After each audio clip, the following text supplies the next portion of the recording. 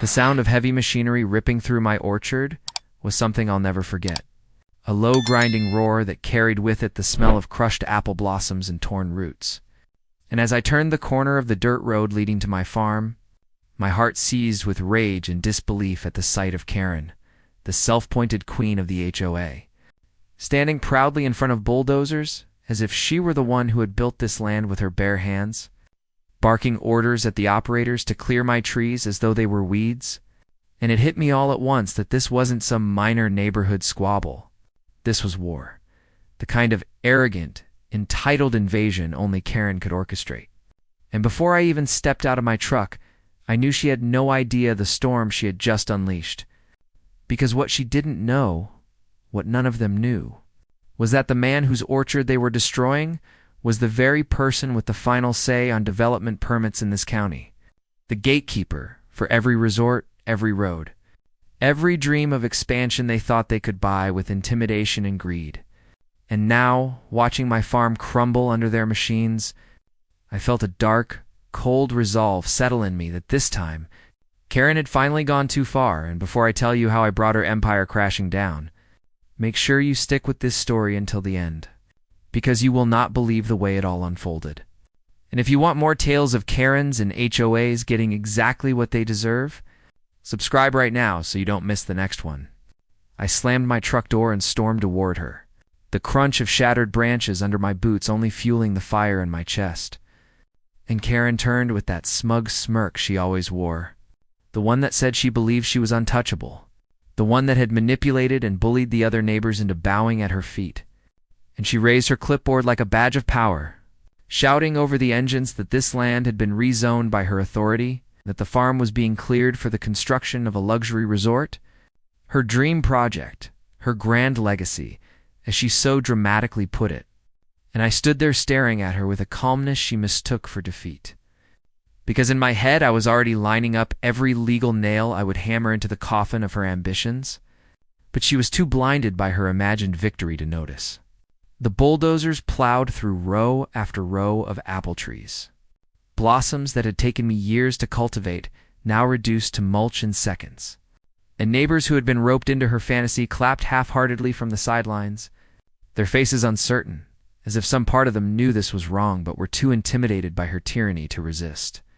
And Karen, basking in their shallow approval, strutted like a general leading an army, pointing at which rows to flatten next, boasting loudly about how she had the county on her side and that soon investors would flock here, bringing wealth and prestige, as though she were already cutting the ribbon on a resort that existed only in her imagination. I clenched my fists, every fiber of me screaming to stop the destruction. But I knew if I acted impulsively now, if I let my anger drive me into a shouting match or a fight, it would play right into her hands, because Karen thrived on chaos, on turning herself into a victim whenever she was challenged.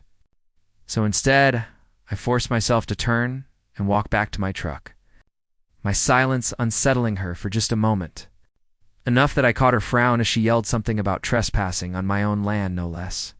And that's when I knew the perfect revenge wasn't to meet her fury with fury, but to let her dig her own grave with every arrogant step, because the law was mine to wield.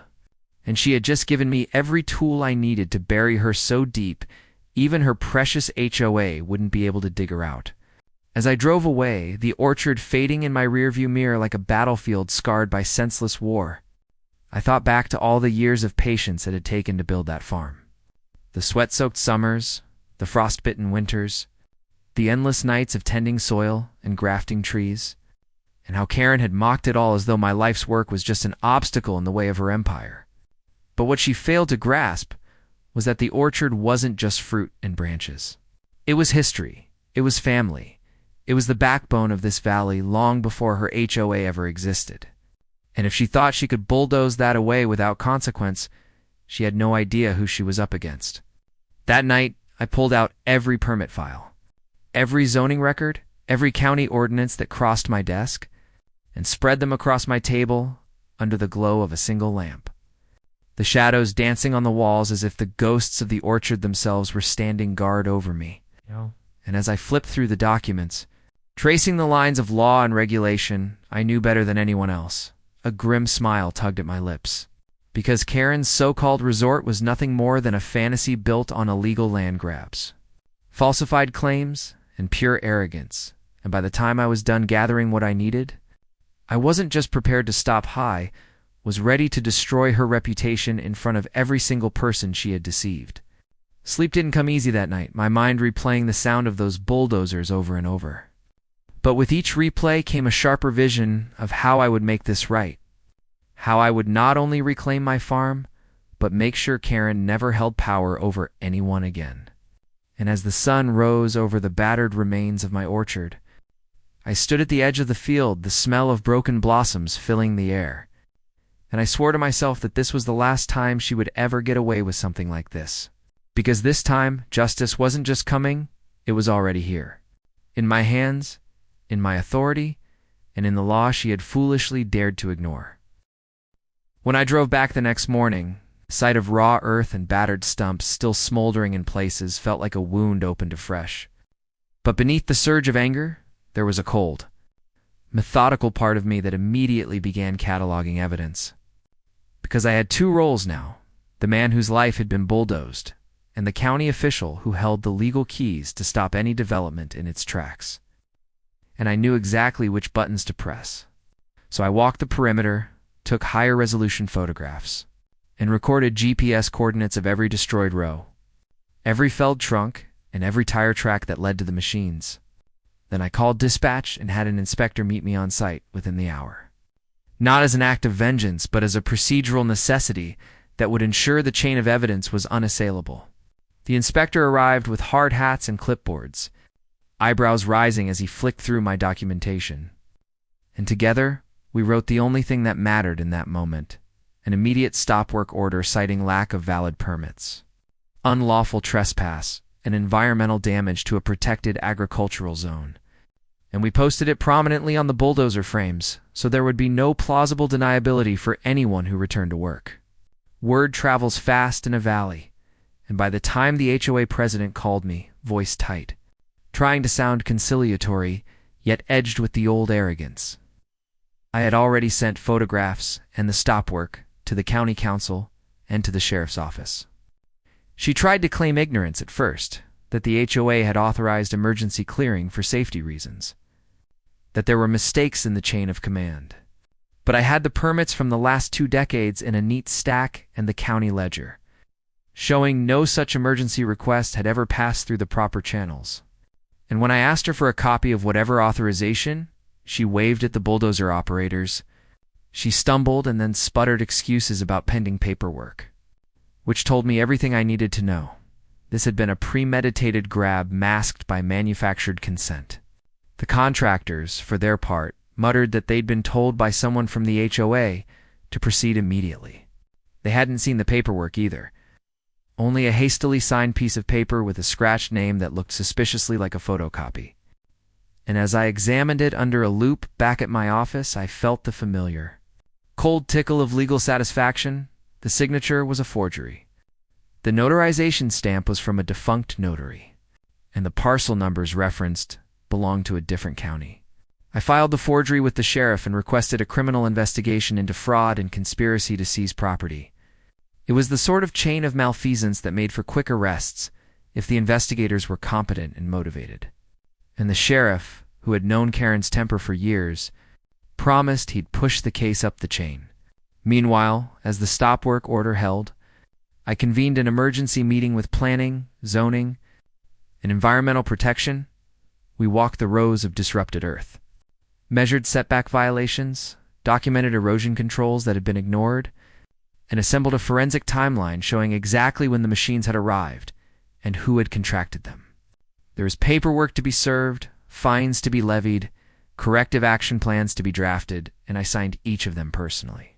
I wanted to be visible in this, not because I craved glory, but because Karen loved spectacle, and every time she saw the county applying the very rules she had tried to bluff around, it tightened the noose of her bravado.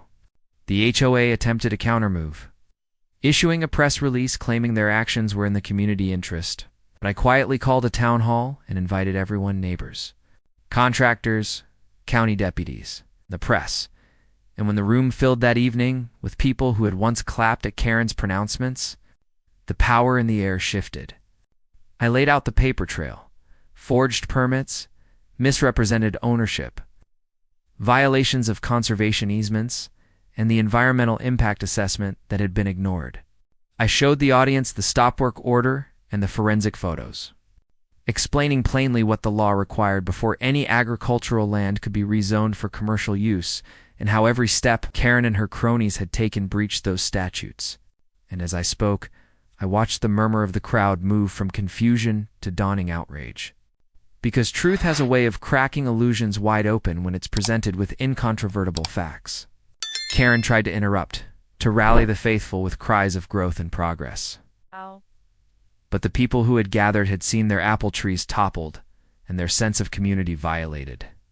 One by one, they called out times when Karen had bullied them into accepting board decisions without scrutiny, when she'd spent HOA money on vanity projects, and a few even admitted they'd been paid in small ways by developers to support the idea of rezoning a detail we quietly forwarded to the district attorney.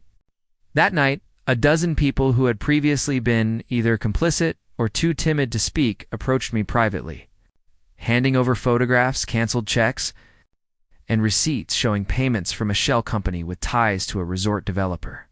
They were ashamed and frightened and asked for anonymity, but their material was gold to a prosecutor.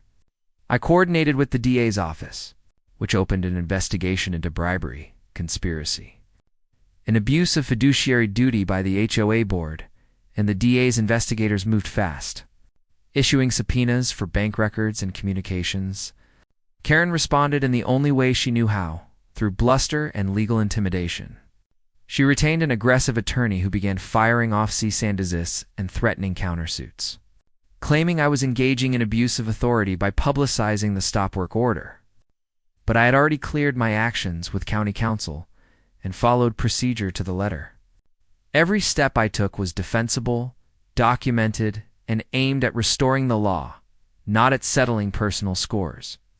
Still, Karen leveraged what influence she had left to whip up fear. Investors were being spooked. She told anyone who'd listen, property values would plummet if the county meddled in development decisions. And she painted herself as a martyr for progress. But the more she shouted, the weaker her position looked in light of the documents. The media smelled the story.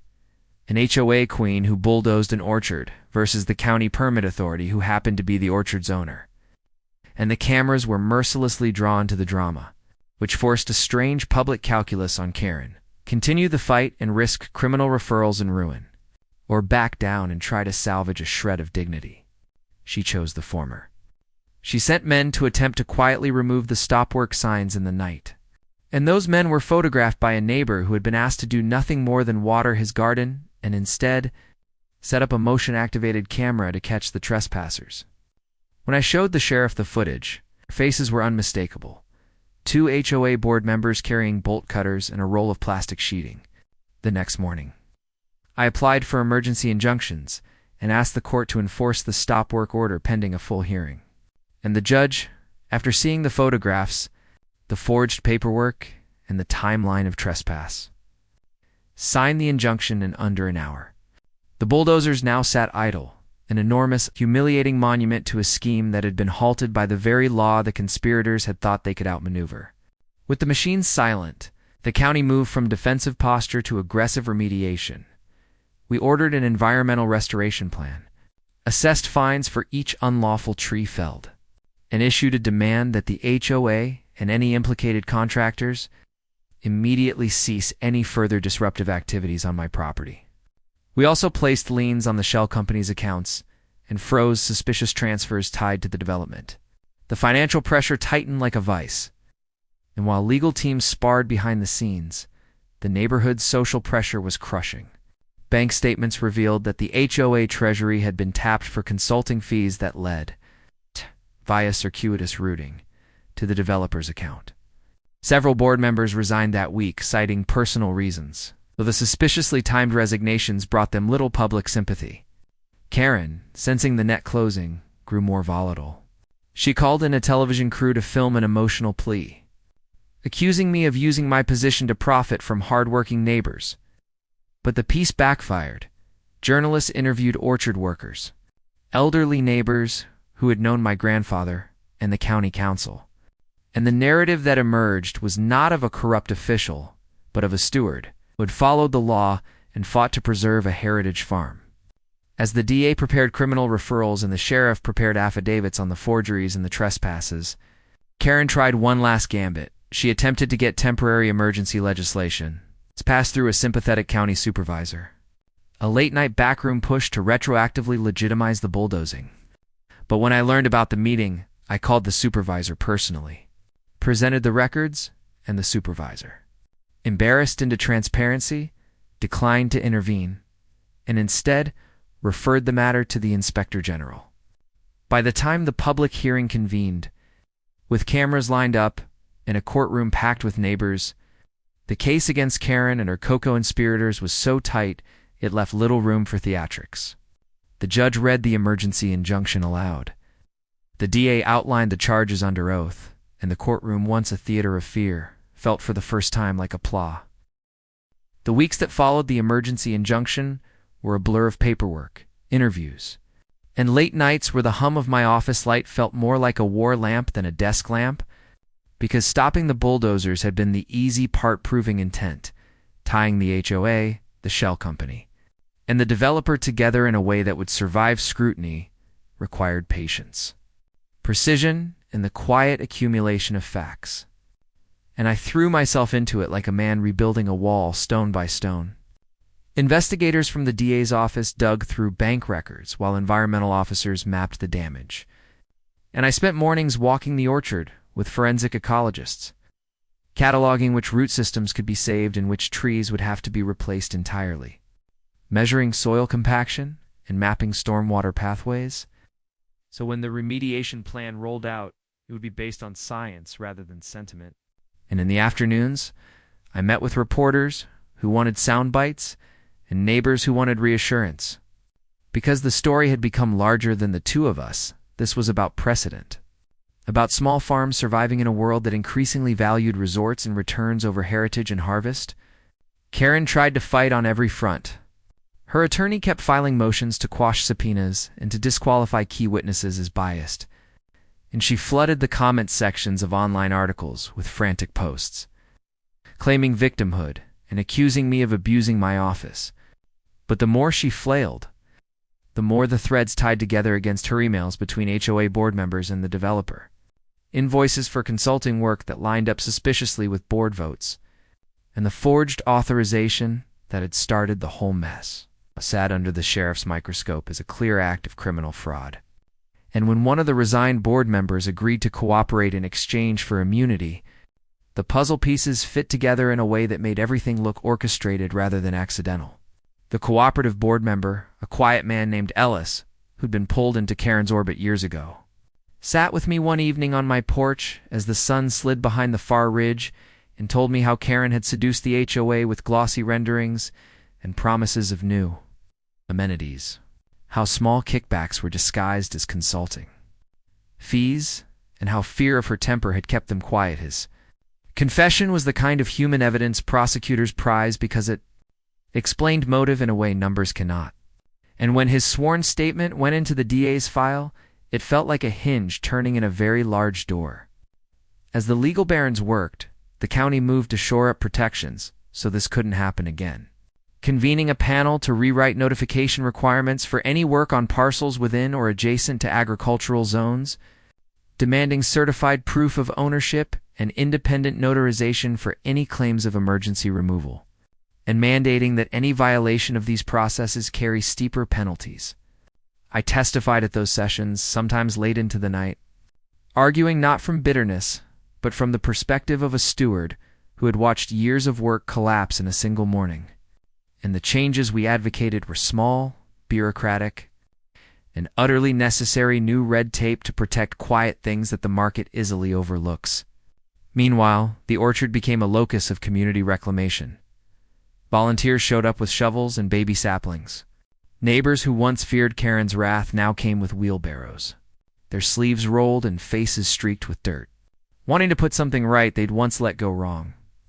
And I found myself teaching grafting techniques to a landscaper who'd been working on the HOA's perimeter gardens for a decade, finding a kind of therapy in instructing his hands and watching him learn how to splice a scion so the new limb would bear fruit in years to come. In the evenings, we drank coffee and argued about apple varieties, as if that could stitch back the months of insult. Which it couldn't entirely, but it was a start, and it warmed something frozen by the first brutal sound of the excavators. Public sentiment turned further against Karen as the DA released a redacted summary of findings that included records of payments to the shell company and the forged authorization. And the media coverage shifted from a titillating tussle to a damning look at abuse of power. Producers wanted the theater of her meltdown, but editorial boards wanted accountability. And that meant profiles on the orchards, history and interviews with elderly neighbors, who told stories about my grandfather refusing developers and preserving the valley against other pressures decades earlier, which made Karen's brazen grab look petty and small in the light of multi-generational stewardship. Facing that, Karen became more performative and less effective. She started showing up to community events with a forced smile and a stack of prepared remarks about economic development. But people heard her with a new ear, suspicious now, where they had once been awed. And little acts of defiance that had been risky before became public and supported. When I reopened a damaged irrigation channel one morning, I found a small bouquet of wildflowers, tied to a fence post with a note, reading "Thank you," and when I repaired the barn roof, a neighbor left a thermos of stew on the stoop, gestures that mattered more than any press release. The developers, sensing the legal and PR risk, withdrew their immediate interest in the site. It wasn't that they had suddenly discovered conscience, but rather that the table of costs, legal fees, bad publicity, delay had grown so unattractive that money would be better spent elsewhere, at least for now. That left Karen exposed. Without the promise of profit to distract or seduce, the veneer of her cause weakened, and the HOA itself, under pressure from disgruntled members and the county's inquiries, hired an independent auditor who began to question board expenditures and decision-making processes, uncovering a trail of petty misappropriation and sloppy bookkeeping that made their fiduciary duty look absurdly neglected. Legal wheels turned slowly but surely. Subpoenas churned through the mail. On an autumn morning when leaves were turning and the valley smelled of apple skins drying in the sun, deputies from the sheriff's office executed search warrants at HOA President Karen's home and at an office used by the shell company, seizing computers, hard drives, and boxes of invoices. It was an arrest without a dramatic gallows. A procedural thing that felt oddly intimate, no loud cuffs, no shouted confessions. Just officers filling bags with paper that told stories of greed. The day the first charges were announced, fraud, conspiracy, and theft from the HOA treasury, there was a hush instead of the earlier raucousness. Like the valley holding its breath to see what would happen to the woman who'd once held so much sway. Some of Karen's defenders clung to the idea of a misunderstanding, but many expressed relief, admitting it had been easier to follow than to think. And in backyard conversations, people said aloud what had been whispered for months. We were scared of her. Not because she was powerful, but because she made us afraid to be anything else. I sat with that truth like a bruise. Because power enforced by fear leaves a residue that takes work to clean. The remediation plan moved forward with county funds and grants earmarked for agricultural preservation, soil aeration, replacement saplings, erosion control, and a carefully staged replanting schedule designed to restore the orchard's productive capacity over several seasons, and I oversaw the prioritization of the oldest damaged trees, the ones whose rootstocks could be coaxed back with grafting and careful pruning. And the younger saplings we replaced were necessary, selecting varieties matched to our microclimate and mindful of pollinator corridors so the restored orchard would be resilient, not merely replanted as if nothing had happened. Emotionally, the work was strange. Each graft felt like a small victory, each sprout that pushed through the soil a promise that seasons could still be reclaimed.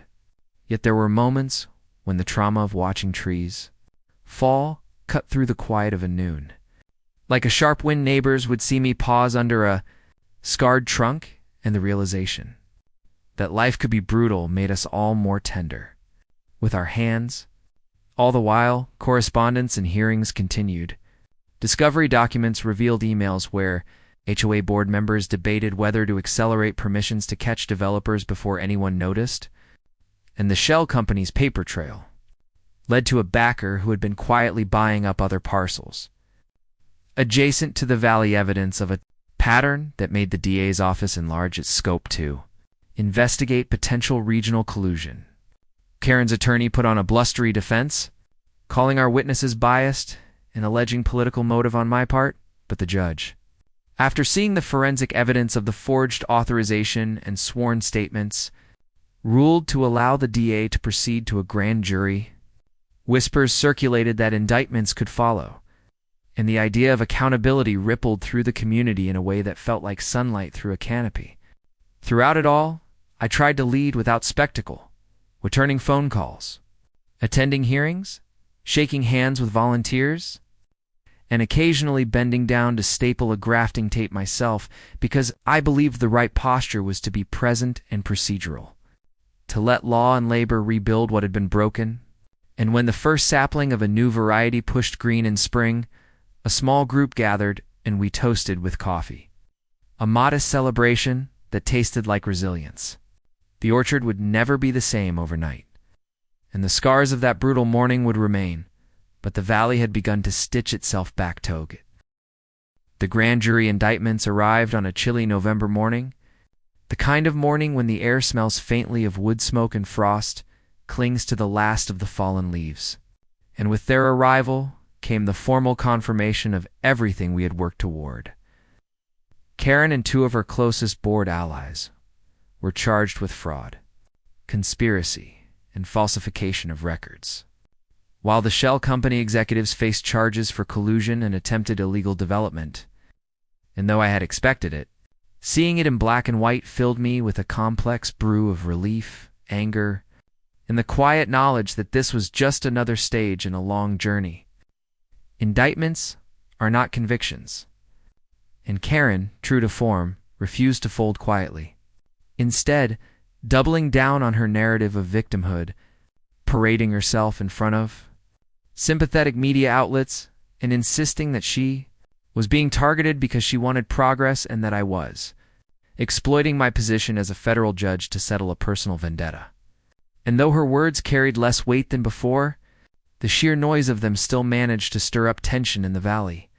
Some neighbors who had lived under her shadow for years still feared her wrath, and a handful of diehards clung to her every word, creating bitter arguments in town meetings where one side demanded her removal and the other muttered about conspiracies. But for the most part, the spell had broken, and the once unified fear that allowed her to reign had fractured into scattered, desperate voices that no longer dominated the conversation. At the same time, the practical work of restoring the orchard and enforcing new county regulations continued. Environmental crews finished their soil testing and published a remediation plan that confirmed what we had already suspected, that portions of the farm could recover naturally over the course of several seasons, while others required replanting, soil aeration, and in some places, even the removal of compacted subsoil. And though the cost would be high, the state had stepped in with grant money after seeing the public outcry, turning the farm into a symbol of agricultural preservation across the region. I found myself at the center of attention in ways that were both uncomfortable and useful. Reporters wanted my comments not just on the orchard, but on the broader issue of HOA overreach and land development. And while I carefully avoided discussing the ongoing case, I spoke passionately about stewardship, about the balance between growth and preservation, and about how communities must guard against the lure of easy money dressed up as progress. And those interviews spread further than I anticipated, bringing letters of support from across the state, even from judges and farmers who saw in my story echoes of battles they had fought themselves. Karen, of course, hated this new role I had taken on. To her, every article, every panel discussion, every sympathetic broadcast was a direct affront, a theft of the spotlight she believed belonged to her, and she began sending long, rambling emails to local officials demanding equal time and accusing me of manipulating the press. Though few paid her much attention anymore, and when snippets of those emails leaked, the public's impression of her shifted further into ridicule rather than fear. Still, despite the mounting pressure, I knew better than to underestimate her desperation can make even the most arrogant people dangerous. And so I kept careful watch, both over the farm and over the legal process, making sure that the evidence remained secure and that the orchard, fragile as it was, had constant attention. The winter was harsh that year, with heavy snow blanketing the valley and ice bending the young saplings nearly to the ground. But volunteers came with tarps and stakes to shield them, and I remember one afternoon trudging through knee-deep snow with a group of neighbors, tying canvas over delicate grafts while the wind howled around us, and feeling a strange kinship with these people who had once been too afraid to even make eye contact with me in Karen's presence. Now they were allies, their laughter cutting through the cold as we worked side by side. And I realized that, in a way, Karen had given us this unity by trying to take everything away. Meanwhile, the legal proceedings advanced slowly, as they always do, with Karen's lawyers filing motion after motion to delay, dismiss, or discredit, each one swatted down by the court. And each rejection seemed to fray her composure further. She began arriving to hearings disheveled, snapping at reporters and glaring at me across the courtroom, her once carefully constructed image unraveling under the weight of the evidence and the inevitability of the process. Yet even as she flailed, I remained focused on the orchard, because it was the true heart of this fight, and with every sapling that took root, every section of soil that regained its softness, I felt a small victory against the destruction she had tried to impose. One particular moment stands out in my memory from that winter night when I walked the orchard under a clear sky, the snow crunching beneath my boots, and I came across a row where volunteers had placed lanterns to mark the newest grafts, the soft glow illuminating tiny shoots that had survived against the odds. And in that quiet I felt a swell of determination, a reminder that resilience is not loud or dramatic, but steady and persistent. Like roots pushing through frozen ground toward the promise of spring, Karen's desperation reached a fever pitch in January, when she attempted to rally her shrinking base with a so-called community forum held in the HOA clubhouse. She billed it as a chance for residents to hear the truth, but only a fraction showed up, and those who did found her ranting about conspiracies, waving papers that supposedly proved her innocence, but which were little more than printouts of her own accusations. And the event ended in chaos when frustrated attendees walked out, leaving her shouting into a half-empty room. The next morning, the local paper ran a headline about her meltdown, and the image of her standing red-faced before empty chairs spread online like wildfire, turning her into a symbol of failed arrogance rather than authority.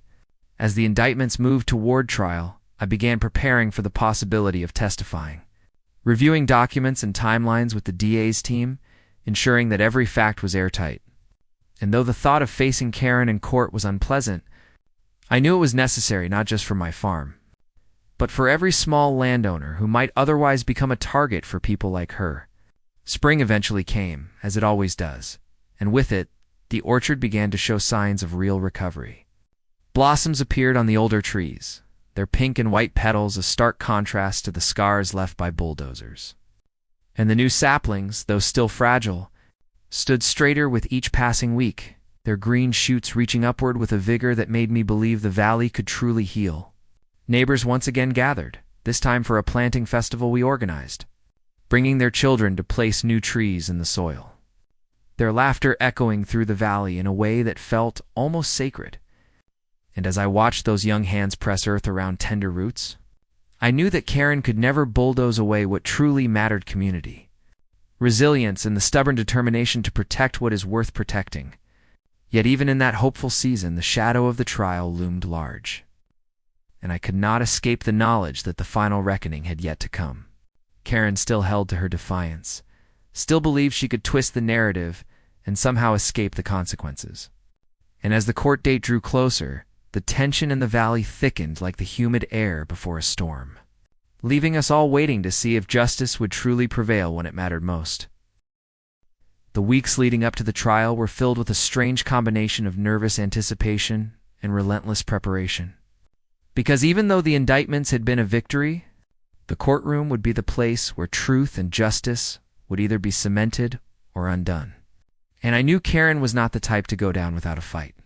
Her attorneys filed yet more motions, trying to suppress key evidence, to exclude Ellis's testimony, to challenge the chain of custody for the forged authorization. But every time the judge rejected them, the walls of inevitability pressed closer. And yet her defiance never faltered. She showed up to pretrial hearings in designer suits with her chin raised, still speaking to reporters as if she were a victim of some vast conspiracy. And though fewer people listened now, the spectacle remained, an echo of the arrogance that had driven her to bulldoze my orchard in the first place. I spent long evenings in the DA's office, reviewing exhibits, rehearsing testimony, making sure that every date, every signature, every step of the process was accounted for. Because I knew Karen's attorneys would attack me personally, painting me as a federal judge who had abused his position for personal revenge. And while I could not control their tactics, I could ensure that the facts remained immovable. And I took a kind of grim satisfaction in the thought that truth, once revealed, has a way of crushing even the loudest lies. Outside the courthouse, life on the orchard continued, and it was there I found balance. Volunteers returned to help clear the last of the bulldozed debris. Children chased each other between rows of saplings, and each day the land showed new signs of life. Blossoms giving way to tiny fruit, soil softening under careful irrigation, and birds returning to branches that had once been bare. And I often thought that if Karen could have seen this renewal with open eyes, she might have understood what she had tried to destroy was far greater than land. It was hope made tangible. The trial began in early summer, drawing crowds of reporters and curious residents. And the courthouse became a stage where every detail of the saga was played out under oath. Prosecutors laid out the timeline of the fraud, presenting documents that tied the HOA board to the shell company, showing financial transfers disguised as consulting fees, and most damning of all, the forensic evidence of the forged authorization that had unleashed the bulldozers on my farm. And when Ellis took the stand to describe Karen's manipulation, her temper, and her obsession with pushing through the resort project, his calm honesty made the jury lean forward in their seats. Because it was one thing to see numbers on a page, and another to hear how fear and greed had corroded a board meant to protect its community. Karen's attorneys tried every trick. They painted Ellis as a bitter man seeking revenge, claimed the authorization was a clerical error, accused me of orchestrating a witch hunt, but each argument crumbled under cross-examination. And every time Karen glared at me across the courtroom, I met her gaze with a steady calm, not out of triumph, but out of certainty that the truth was stronger than her theatrics. The trial stretched on for weeks, each day a battle of testimony and evidence. And in the evenings, I returned to the orchard, sometimes walking the rows alone beneath the stars, sometimes joined by neighbors who offered encouragement. And it was in those quiet moments that I reminded myself why this fight mattered not for vengeance, but for the preservation of something that outlasted greed. Midway through the trial, a turning point came when prosecutors unveiled a series of emails recovered from Karen's seized laptop. Messages where she explicitly instructed board members to push this through before anyone notices, and boasted about her connections with the developer. And the moment those words were read aloud, the courtroom seemed to exhale as if the final mask had fallen. Karen's face flushed red, her composure slipping as she scribbled furiously on a notepad. And even her attorneys looked shaken because there was no spinning such direct evidence. The prosecution rested its case with quiet confidence. And then it was Karen's turn, and she chose to testify in her own defense. A decision that surprised many, but not me. Her ego would never allow her to remain silent. And as she took the stand, she launched into a dramatic monologue about being misunderstood, about fighting for progress, about being targeted by vindictive neighbors and a powerful judge with an axe to grind. But her words rang hollow, especially when cross-examination forced her to confront her own emails, her own signatures, her own contradictions. And each time she tried to pivot, The prosecutor brought her back to the hard evidence, until her once fiery rhetoric sounded desperate, even pitiful. Outside the courthouse, the community watched closely, and as the days wore on, the tide of public opinion that had once tolerated her shifted decisively against her. People who had once feared her now spoke openly of her arrogance, and editorials called for stronger protections against HOA abuse, using her as the prime example of what happens when power goes unchecked. And I received letters from across the country from farmers, homeowners, even other judges, expressing solidarity and gratitude that someone had finally stood up against the kind of bullying that often went unchallenged. As the trial neared its end, I felt a strange mix of exhaustion and resolve, knowing that whatever the jury decided, the truth had already been laid bare. And Karen could never again wield the same fear she once commanded. She had been exposed, her empire of intimidation dismantled piece by piece. And though the scars on the orchard would remain for years, so too would the bonds forged among neighbors who had come together in defiance of her destruction. The final arguments came on a sweltering June afternoon, the prosecutor methodical and steady as he reminded the jury of the evidence. The forged authorization, the financial records, the emails, the testimony of Ellis, and then Karen's attorney. Blustering and theatrical, insisting there was no crime, only misunderstandings and vendettas, but his words felt thin against the mountain of proof. And as the jury filed out to deliberate, I sat in the courtroom surrounded by neighbors, reporters, and officials. The weight of months of struggle pressing down on me. The wait for a verdict stretched into the evening. The courthouse hushed, and when at last the jury returned, I felt my pulse in my ears as the foreman rose and delivered the words. Guilty on all major counts for Karen and her co-conspirators. Guilty for the shell company executives, justice spoken aloud in the clear. Firm voice of 12 citizens who had seen through the lies, and in that moment, though I remained still in my seat, inside, I felt the orchard itself breathe a sigh of relief, as if the valley knew that the long season of fear had finally ended. Karen's face, when the verdict was read, was a mask of disbelief. Her lips parted as if waiting for someone to contradict what had just happened, but no one did. The gavel came down, the judge thanked the jury, and she was let out. Her once unshakable power reduced to a woman facing consequences she had never believed could touch her. And though part of me felt pity, most of me felt the deep, steady satisfaction of justice done. Outside, the summer air was heavy with the scent of blooming apple blossoms, the orchard alive with color, and as I walked among the trees later that night, listening to the rustle of leaves in the warm breeze, I thought of all that had been lost and all that had been saved. And I knew that while Karen's chapter in the valley was over, the story of resilience, of stewardship, of a community reborn, was only just beginning, carried forward not in courtrooms or headlines, but in the quiet growth of roots and branches, reclaiming the soil that had always been theirs. The weeks after the verdict were almost surreal, as if the valley itself was struggling to reconcile the long months of tension and struggle with the sudden, decisive end of Karen's reign, and for the first time in years, the orchard was not overshadowed by bulldozers or legal filings, but by the hum of bees and blossoms and the laughter of neighbors who no longer whispered. And I realized that freedom, once reclaimed, carries its own kind of weight, because now we had to decide what kind of community we wanted to be without Karen's oppressive shadow looming over us. Sentencing loomed on the horizon, though many assumed she would receive significant prison time, given the severity of her crimes. I tried not to dwell on her fate too much, focusing instead on rebuilding both the land and the trust that had been fractured.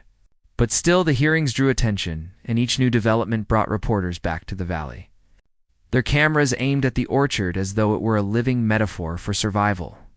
Karen's lawyers filed appeals almost immediately, claiming procedural errors, judicial bias, even jury misconduct. But the appellate court refused to halt sentencing. And as those filings stacked up like so many desperate pleas, the orchard continued to heal. The new saplings grew stronger under careful irrigation, and the older trees that had survived the bulldozers began to bear small fruit again, misshapen but sweet, proof that resilience is often imperfect yet beautiful in its imperfection. In those months, the community came together in ways that astonished me. Neighbors who had once avoided eye contact under Karen's rule now showed up on weekends to help mend fences, clear irrigation ditches, and haul away the last remnants of bulldozed timber. And even children who had watched the chaos with wide eyes now laughed freely, their small hands carrying buckets of water to young trees, their joy a reminder of what it means to belong to land that is cared for rather than exploited. I hosted gatherings in the orchard, informal dinners where long wooden tables were set up between rows of trees, lanterns hanging from branches as we shared food, stories, and the simple comfort of knowing we were no longer divided.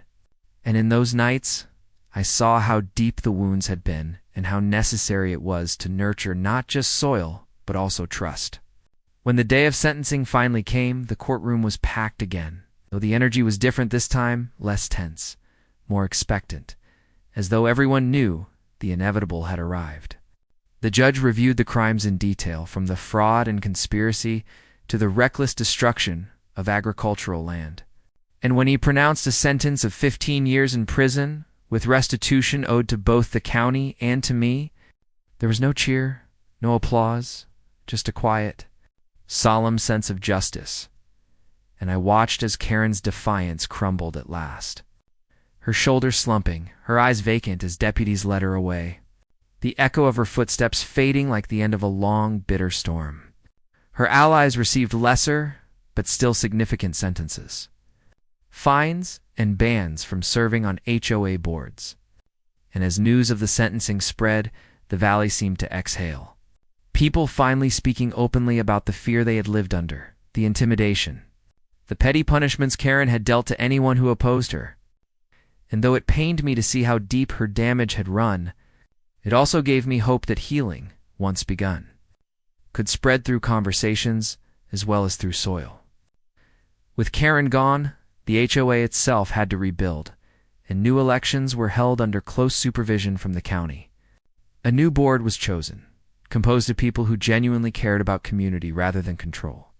And their first act was to repeal many of Karen's most draconian rules, easing restrictions that had once strangled residents' daily lives.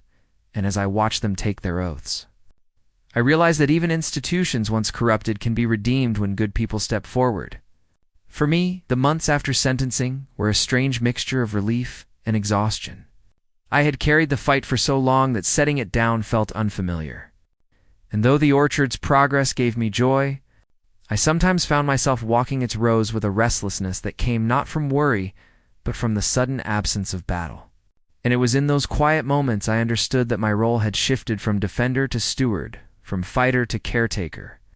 I began working closely with agricultural extension officers to develop a long-term restoration plan, one that would not only return the orchard to its former glory, but also make it a model of resilience for other farms.